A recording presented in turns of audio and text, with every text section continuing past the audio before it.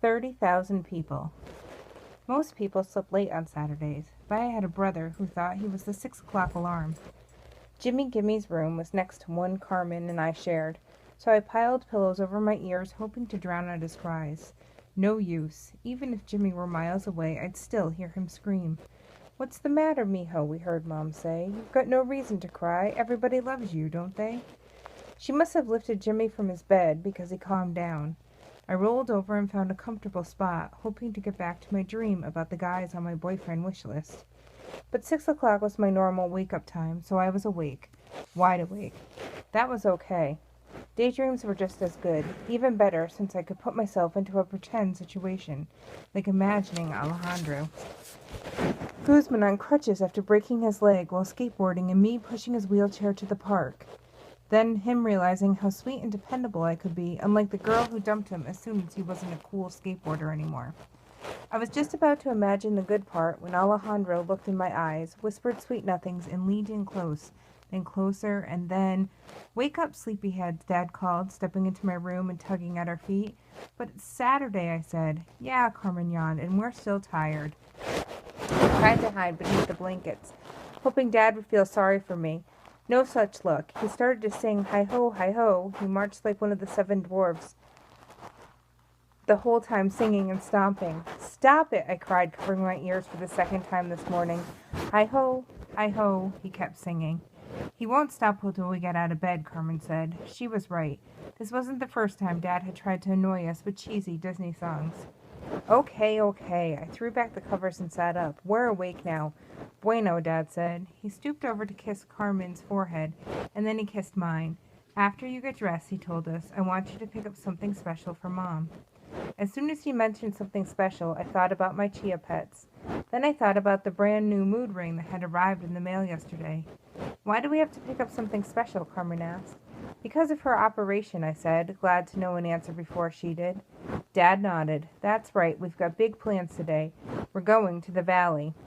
The Valley was at the southernmost tip of Texas. Carmen and I glanced at each other, both of us wondering why we were driving more than 200 miles to go there.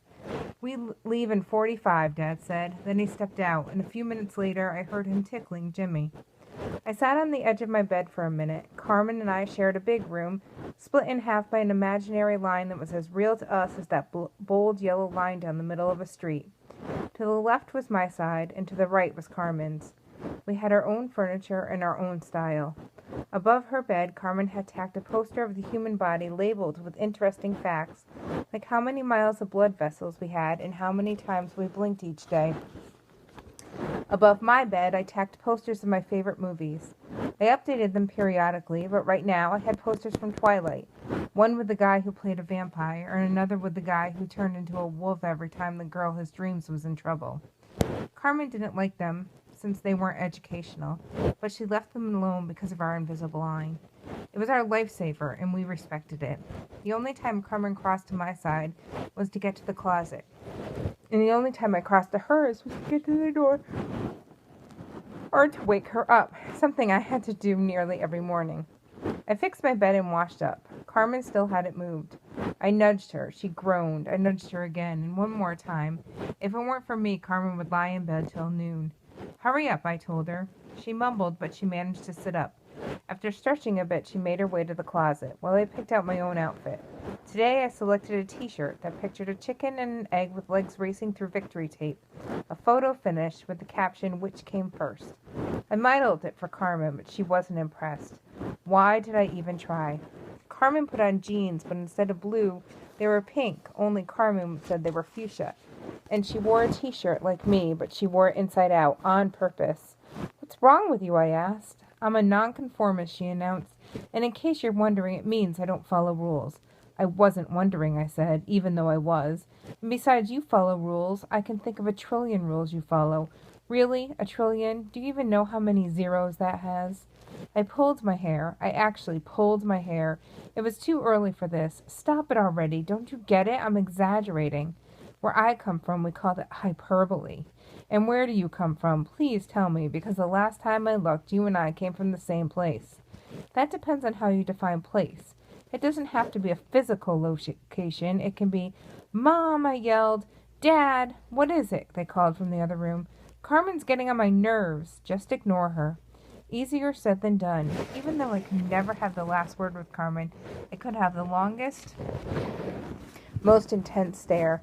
So that's what I did. I stared at her, and she stared back. We were two growling dogs waiting to see who'd back down first. Carmen might have a dictionary, a calculator, and the entire Wikipedia in her head, but she was still my little sister. No way she could outlast my stare down. Finally, after the longest 2 minutes of my life, she looked away. Gotcha. Okay, quit wasting time, I told myself. Find something special. It's for Mom. I guess I'll pick one of my awards, Carmen said, studying a bookshelf where she kept trophies, ribbons, and binders with every assignment from every teacher she'd ever had in her entire life. This one's special, don't you think? She held out her spelling bee trophy. Last year, Carmen was the best speller in the district. Our whole family followed her to Austin for the state competition. She made it all the way to finals before the word eidetic tripped her up. It sounded a lot easier to spell than confabulation, which she got right, no problem, so I was surprised she missed it. Then I learned that eidetic meant having a super-duper memory, which cracked me up. Imagine a girl with an almost perfect memory missing the word eidetic, the spelling bee. I made a joke about it and she cried. I felt horrible. Sure, my sister really got on my nerves. But when she cried, I went into big sister guard dog mode. Same with Jimmy. You should pick an award too, Carmen said. Oh, I forgot you don't have any. I was about to point out the bike rodeo ribbon I won in 3rd grade, but she beat me to it. That one doesn't count, she said, since it's for participation. They give those so people like you won't feel bad. It's to help your self-esteem. At least I signed up, I said, remembering how I knocked down every cone on the obstacle course. At least I tried. That's about all you did. I threw a pillow at her. She caught it and tossed it back. I threw it again, this time harder and with a secret wish that instead of a pillow I'd thrown an ink balloon. That's right, a balloon filled with ink instead of water. Don't get mad at me, Carmen said. It's not my fault you don't have anything special. For a second I thought about asking her to spell eidetic, just a friendly reminder to put it in her place. But if I knew Carmen, she had memorized the spelling by now. She walked out cradling her trophy. That brat. Maybe I didn't have any awards, but I did have something special. I had a whole baker's rack of Chia Pets. But with so many to choose from and so little time, I knew I had to pick something else. I had my new mood ring, but I hated to give it up, especially since I still had to learn what the different colors meant. I searched through my jewelry box, not the top shelf where I kept my earrings and bracelets, but the secret compartment beneath. This is where I kept the spearmint gum wrapper from a piece that David Barrow once offered me. I had a crush on him last year. I also kept a pencil with Alex Herrera's tooth marks. I had saved it after he left it on his desk one day. I'd had a crush on him, too, and I'd had a crush on Alan Gibbs, so I stole one of his homework assignments when the teacher accidentally gave it to me. It was stuck behind my paper. I noticed it right away, but I didn't say anything. When Alan said, "Hey, where's my assignment?"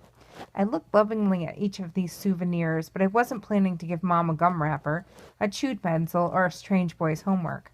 I had something else in mind, so I picked up an envelope that Ileana had given me last spring. "This made me think of you," she said. "We're supposed to pass it along." Inside the envelope was a pink note card that said, "Friends are forever." The envelope also contained a black pebble, a small crystal, and a kindness coin with a happy face that said, "You made me smile. Pass this smile along." I don't know why I kept it instead of following the directions. Then again, I like to remember that Ileana chose me over all the other people in the world, over all the Robins too, and it made me feel special, special like Mom. I put the envelope in my pocket and went to the living room. I found Carmen pulling crayons from Jimmy's hands while Dad complained about Mom's rainbow-striped bikini top. "You're not wearing that today," he told her. "Yes, I am," I explained already. "I bought one for each day before my surgery." "But Lisa, we're going to church." "I know. I'll put a shirt over it when we get there." Carmen finally freed the last crayon from Jimmy. "Why are we going to a church all the way in the valley?" she asked. "We're going to a shrine to say special prayers," Mom said. "Can't we say special prayers here?" "Yes, but this is different." "Why?" "Quit being a pest," I told her.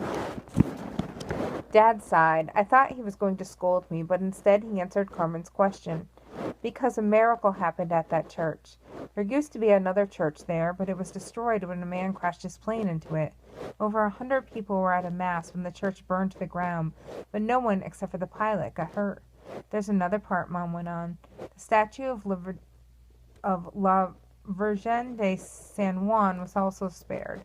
La Virgen was healing powers. She's helped many people in my family over the years.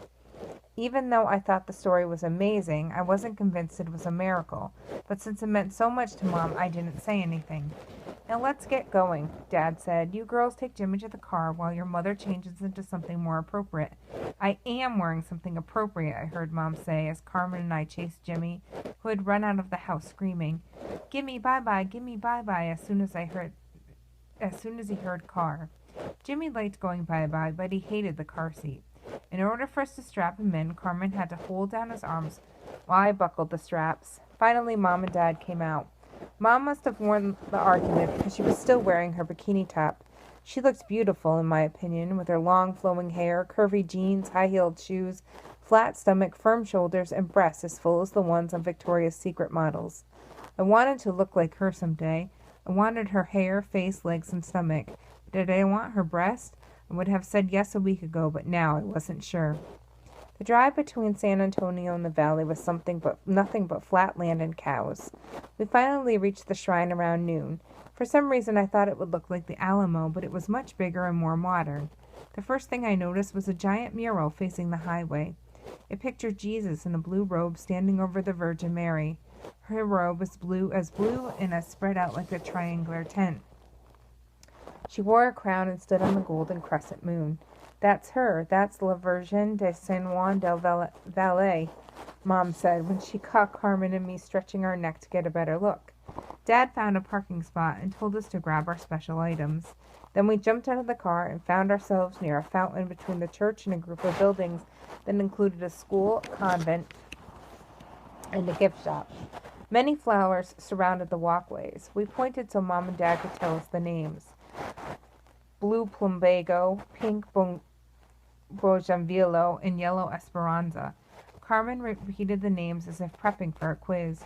I probably forgot which plant was which by tomorrow, but Carmen would still remember in 20 years. Mom put a shirt over her bikini top and told us to wait while we went to the gift shop. As soon as she left, Jimmy ran to the fountain. "Give me money," he said when he saw the coins there. "You can look, but you can't touch," Dad told him as he leaned over the pool. "See how shiny the money is?" Jimmy opened and closed his hand, so Dad reached in his pocket and gave him a penny. Jimmy looked at it, then threw it into the water. "Hey, you're supposed to make a wish," Carmen said, holding out her hand. Dad gave her a penny. She closed her eyes, took a deep breath, and tossed it in. Then Dad handed me a penny, keeping one for himself. We closed our eyes, made our wishes, and tossed the coins. All of us kept our wishes secret, but I felt certain that we had asked for the same thing. Mom returned a few minutes later.